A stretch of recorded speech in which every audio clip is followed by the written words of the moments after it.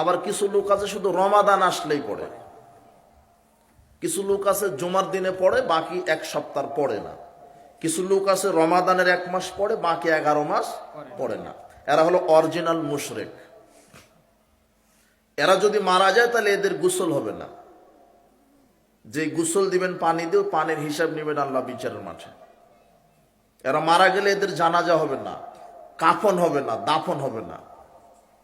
যারা শুধু জুমার দিনে পড়ছে, বাকি 1 সপ্তাহ পড়ে না, এরা হলো অরিজিনাল মুশরিক, টাটকা কাঁচা মুশরিক এরা। এটা আল্লাহর নবী বলছেন সূরা ইবনে মাজাহ 1080 নম্বর হাদিস, ফাইদা তারাকাহা ফাকাদ আশরাকা। যে ব্যক্তি সালাত আদায় করতে করতে ইচ্ছা করে ছেড়ে দিল, সে মুশরিক হয়ে গেল। এটা তো আমার বানানো কথা না। আর ওর জানাজা নাই, দাফন নেই, কাফন নেই, শুধু এমনি কুকুরের মতো মাটি চাপা দিয়ে পুঁতে রাখতে হবে, যাতে করে সমাজে এলাকায় দুর্গন্ধ না আসতে পারে। কথা বুঝেন নি মনে হয়? রাসূল সাল্লাল্লাহু আলাইহি ওয়াসাল্লাম বলছেন, বাইনাল আবদি ওয়া বাইনাল কুফরি তারকুস সালাত। মুসলিম আর কাফের মধ্যে পার্থক্য হচ্ছে সালাত। যে ব্যক্তি 5 ওয়াক্ত সালাত আদায় করে সে ব্যক্তি মুসলিম, আর যে ব্যক্তি 5 ওয়াক্ত সালাত আদায় করে না সে কাফের।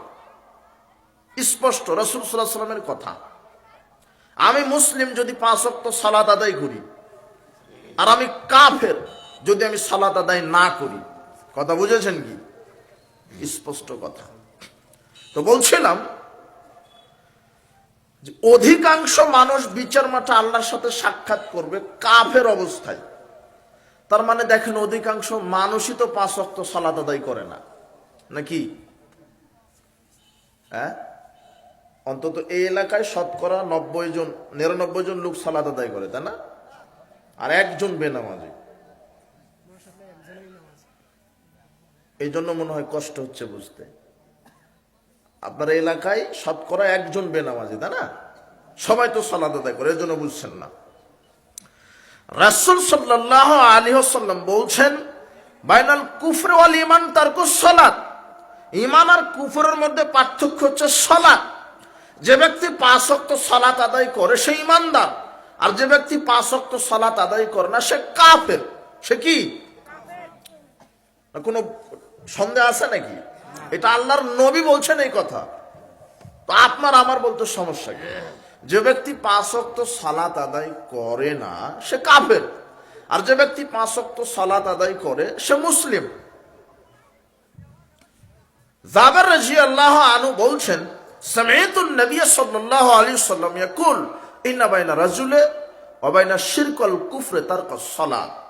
আমি রাসূল সাল্লাল্লাহু আলাইহি ওয়াসাল্লামকে বলতে শুনেছি, রাসূল সাল্লাল্লাহু আলাইহি ওয়াসাল্লাম বলেছেন, যে ব্যক্তি 5 ওয়াক্ত সালাত আদায় করে সে মুসলিম, আর যে ব্যক্তি 5 ওয়াক্ত সালাত আদায় করে না সে কাফের এবং মুশরিক। এটা আল্লাহর নবীর কথা।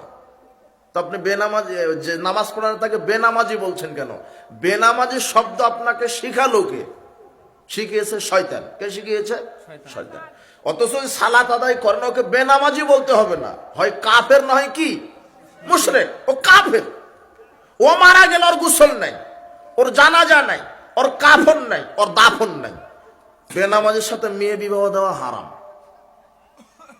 আপনার মেয়েকে যদি একজন ছেলের সাথে বিবাহ দেন, ও যদি সালাত আদায় না করে 5 ওয়াক্ত, তাহলে ওকে বলতে হবে যে তোমাকে কালেমা শাহাদাত পাঠ করো, আশহাদু আল্লা ইলাহা ইল্লাল্লাহু ওয়া আশহাদু আন্না মুহাম্মাদান আবদুহু ওয়া রাসূলুহু। এখন মুসলিম হলো।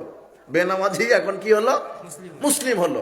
এরপরে যখন ঈমান আনলো, তখন যদি জোহরের সময় হয়, আগে জোহরের সালাত আদায় করবে, তারপরে বিবাহের বৈঠকে বসে বিবাহ করবে।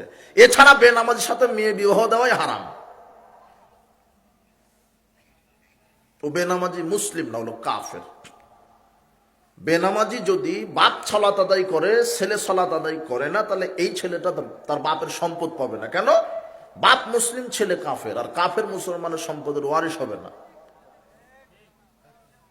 বেনামাজি যদি কোনো পশু, কোনো হালাল পশু জবাহ করে, তাহলে খাওয়া যাবে না। কেন? ও বেনামাজি, ও কাফের ছিল। আর কাফের কিছু জবাহ করলে তার ওটা খাওয়া হবে না।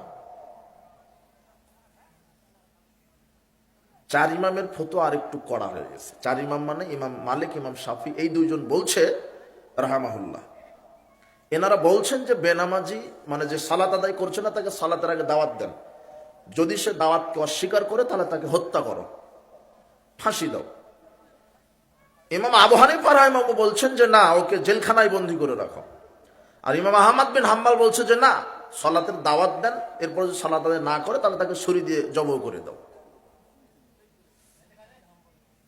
এটা হল ইমাম আহমদ বিন হাম্বলের কথা, ছুরি দিয়ে জবহ। তাই বলে আপনি যেন আগামীকাল সকালে আবার ছুরি দিবেন, আমার জবহ করেন না। এটা দেশের যে শাসক সে করবে, কথা বুঝে নেব না। বেনামাজিকে জেলখানায় বন্দী করুক, অথবা ফাঁসি দিক, অথবা ছুরি দিয়ে জবহ করে দিক, এই দায়িত্ব কার? সরকারের। তো বাংলাদেশে ইসলামী রাষ্ট্র সরকার নাই, সবাই কাপুরুষ, তাই যে যার মতো তাই কিছু করছে।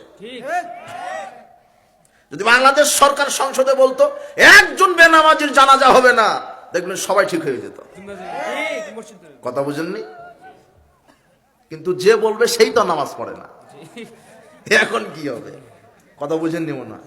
আল্লাহ বলছেন ইন্না কাসীরাম মিনান নাস বিলিকাই রাব্বিহিম লাকাফিরুন, অধিকাংশ মানুষই আল্লাহর সামনে সাক্ষাৎ করবে কাফের অবস্থায়। তার মানে যারাই পাঁচ ওয়াক্ত সালাত আদায় করে না, এরাই কাফের, এরাই কাফের, এরাই মুশরিক, এরাই আল্লাহর সামনে সাক্ষাৎ করবে কাফের অবস্থায়। যারা সালাত আদায় করছেন এরা তো কাফের। কিন্তু রাসূল সাল্লাল্লাহু আলাইহি ওয়াসাল্লাম বলছেন ৭২ কাতার মুসলিম জাহান্নামী। এখানে মুসলিম মানে কাফের আর মুসলিমের মধ্যে পার্থক্য কি? সালাত। তাহলে ৭২ কাতার মুসলিম জাহান্নামী মানে ৭২ কাতার মুসলমান ৫ ওয়াক্ত সালাত আদায় করে, এই জন্য তো মুসলিম। কথা বুঝেননি? কিছু আবার সালাত আদায় করেই জাহান্নামী, এই মুসল্লি কারা? আবার কিছু আছে রাসূল বলছেন যে সালাত আদায় করবে খুব বেশি, সিয়াম পালন করবে খুব বেশি, কিন্তু মুসলমানই থাকবে না, এরা আবার কারা?